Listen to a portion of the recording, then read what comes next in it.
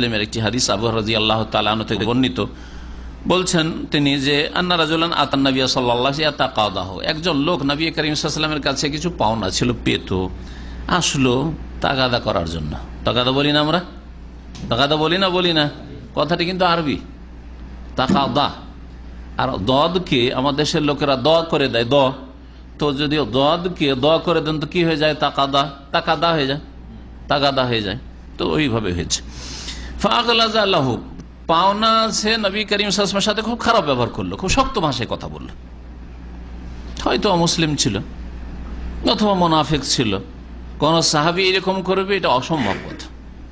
যারা জান মাল সবকিছুর কোরবানি করেছেন ওই মুনাফিক অথবা অমুসলিম ছিল, কারণ মদিনায় ইহুদিরা বসবাস করত। নবী করিম সে ইহুদির কাছ থেকে কেনাকাটা করেছেন, আদান প্রদান করেছেন। ফাহাম্মা বিহি আসহাবু, নবী করিম সাহাবায়ে কেরামরা ওই লোকটিকে মারার ইচ্ছা করলো। আরে রাসূলুল্লাহ সাল্লাল্লাহু আলাইহি ওয়াসাল্লামের সাথে এরকম বেয়াদবি, এত খারাপ ব্যবহার। ফাকাল রাসূলুল্লাহ দাউহু, রাসূলুল্লাহ বললেন না, ছেড়ে দাও। আর আমরা হইলে মার মার দে। আর যদি মুখে না বলেন, খুব যদি ভদ্রতা দেখেন তো চোখের ইঙ্গিত, হ্যাঁ হ্যাঁ এমন একটা ইশারা ইঙ্গিত করলেন, অথবা মারতে শুরু করলো, অসুবিধা নেই, দেব মার, চুপ নীরব, তার মানে সমর্থন আছে। রাসূলুল্লাহ সাল্লাল্লাহু আলাইহি ওয়াসাল্লাম বলছেন দাও, ছেড়ে দাও। কেন? ফাইন্না লিসাহিবিল হাক্কি মাকালান, কারণ পাওনাদারের বলার অধিকার আছে। সুবহানাল্লাহ, চিন্তা করেছেন কি বলছেন রাসূলুল্লাহ? পাওনাদার যে পাবে, আমার কাছে পাবে সে পয়সা, তার বলার অধিকার আছে। সে যদি বলে করার কিছু নেই, পাওনাদারের বলার অধিকার আছে। চিন্তা করেন, একজন রাসূল, একজন শাসক, হ্যাঁ, সাইয়্যিদুল মুরসালিন, খাতামুন নবীন। আপনি এই কথা মনে করিয়েন না যে আজকাল মসজিদের একজন ইমাম সাহেব অথবা একজন কোন আলেম সাহেব যার কাছে দুনিয়ার কোনো পাওয়ার নেই, ওই রকম লোক না রাসূলুল্লাহ সাল্লাল্লাহু আলাইহি ওয়াসাল্লাম, ঠিক না? একজন মসজিদের ইমাম সাহেব, ওই মসজিদ পর্যন্ত তার দৌড়। একজন আলেম সাহেব, হ্যাঁ, আদেশ নিষেধ উপদেশ এতটুকু দিচ্ছে, কিন্তু তার কাছে কোনো ক্ষমতা আছে, পাওয়ার আছে?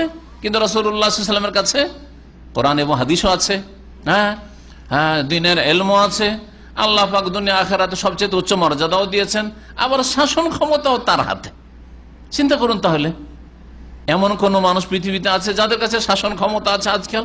তাদের কাছে দ্বীনের জ্ঞান নেই। আর যাদের কাছে দ্বীন ইসলামের জ্ঞান আছে, হ্যাঁ, এদিক থেকে মান মর্যাদা, তাদের কাছে পাওয়ার নেই, দুনিয়ার ক্ষমতা নেই। রাসূলুল্লাহ সাল্লাল্লাহু আলাইহি ওয়াসাল্লামের কাছে এমন ছিল না যে বাস হুজুর একজন আলেম, সুতরাং কেউ যদি কিছু বলে বাড়াবাড়ি করে কিছু করার নাই, কারণ কিছু করতে পারছি না, এমন কিছু না, সবকিছু করতে পারেন। সুম্মা কালা, তারপরে বললেন আতু হোসেন মিসলা সিন্নিহি, নবী করিম সাল্লাল্লাহু আলাইহি ওয়াসাল্লাম ওর কাছ থেকে একটা উট নিয়েছিলেন। উটের বদল উট দেওয়ার কথা ছিল। বললেন যে দেখো, উট দাও, যেমন উট নিয়েছি ওই রকম উট দাও। কালু ইয়া রাসূলুল্লাহ, তখন সাহাবীরা বলেন আল্লাহ রাসূল, লা নাজিদু ইল্লা আমসালা মিন সিন্নিহি, যে বাইতুল মালে উট রয়েছে সেগুলি থেকে, অথবা আমাদের কাছে যেই রকম উট সে আপনাকে দিয়েছে ওই কোয়ালিটির উট পাচ্ছি না, ওর চাইতে ভালো উট পাচ্ছি, ওর চাইতে বেশি দামি উট, কি করে ওকে দেবো? তাহলে নবী সাল্লাল্লাহু আলাইহি ওয়াসাল্লাম বলছেন আতুহু, দাও, ভালোটাই দাও। কেন? হাদিসের ফর্মুলা শুনে রাখেন, দ্বীন ইসলামের নীতিমালা শুনে রাখেন, এটা মৌলিক নীতিমালা। দেওয়ার ক্ষেত্রে ভালো দেওয়ার চেষ্টা করবেন আপনি। ফাইন্না খাইরাকুম আহসানাকুম কাদান, তোমাদের মধ্যে সবচাইতে উত্তম মানুষ, হ্যাঁ, শ্রেষ্ঠ মানুষকে যে পরিশোধ করার ক্ষেত্রে সবচাইতে ভালো পরিশোধ করে। তাহলে আপনি যদি কারো কাছ থেকে ঋণ করজ নেন, আর ঋণ করজ নেওয়ার পরে তখন কিন্তু চুক্তি করবেন না। তখন যদি চুক্তি করেন যে ভাই তোমাকে 10 টাকা বেশি দেবো, 10 রিয়াল বেশি দেবো, তাহলে সুদ আরাম, কারণ ওই লোভে আপনাকে দিয়েছে। কিন্তু ধার, শয়তান ঢুকবে ওই রাস্তা দিয়ে যে একে ধার দিলে লস নেই, আর 10 টাকা তো আসবে, হ্যাঁ, অন্য কোনো বেনিফিট, টাকা নাই কিন্তু অন্য বেনিফিট ওকে টোপ দিয়েছেন যে ভাই আমাকে ধার দিলে আপনার জন্য আমার গাড়ি ফ্রি থাকলো, এই চাবি নেন, গাড়িটা ফ্রি, হ্যাঁ, অথবা আমার বাসা খালি আছে, অসুবিধা নেই, 6 মাস ফ্যামিলি পাঠিয়ে দিচ্ছি, আপনি থাকেন, আরে ফ্রিতে পাওয়া যাবে রে। সুদ, শুধু টাকা, টাকা নিলেই সুদ হয় না। কাউকে কোনো ঋণ দিয়ে যদি আপনি উপকৃত হন, লাভবান হন, কুল্লু কারদিন জাররা মানফান, যে কোনো দিক থেকে লাভবান হন, ফাহুয়া রিবান, সেটা হচ্ছে সুদ। এর উপর উম্মাত ইসলামের ইজমা রয়েছে, সমস্ত মাযহাবের, সমস্ত উলামাদের।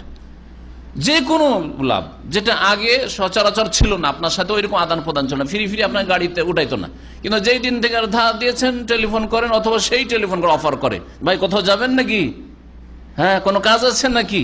জীবনে কখনো সবজি মার্কেট নিয়ে যেত না, জীবনে কোনো মাছগ্রস্ত মার্কেট নিয়ে যেত না, আর যেমনই ধার নিয়েছে টেলিফোন করে যখন তখন, কোনো কিছু লাগবে নাকি, বাসায় কিছু এনে দেবো নাকি, এমনি শ্রম সার্ভিস দিচ্ছে, হ্যাঁ সময় দিচ্ছে, শ্রম দিচ্ছে, আপনাকে বাসায় নিয়ে এসে দিয়ে দিচ্ছে, পয়সা পেমেন্ট করছেন, তারপরও সুদ এটা। কিন্তু এই বিষয়গুলি আমাদের মুসলিম সমাজে কে বুঝছে?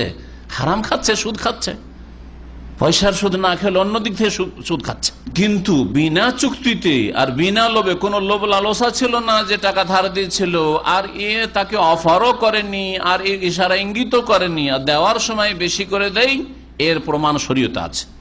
1000 রিয়াল ধার নিয়ে যদি 1200 রিয়ালও দিয়ে দেন, আরো বেশি দিয়ে দেন, তাহলে কোনো অসুবিধা নেই। কিন্তু আপনার আবার অসৎ উদ্দেশ্য না থাকে, এটা প্রথমবার দিলাম যাতে আগামীতে 10-20 হাজার রিয়াল চাইলে দিতে, ধার দিতে কোনো দ্বিধা না থাকে তার, কারণ এটা টোপ দেওয়া থাকলো, তাহলে অসৎ উদ্দেশ্য। ইন্নামাল আমাল বিনিয়াত, মানুষের আমল কর্ম নির্ভর করে নিয়তের। অসৎ নিয়ত যদি থাকে তাহলে সুদের নিয়ত আপনার।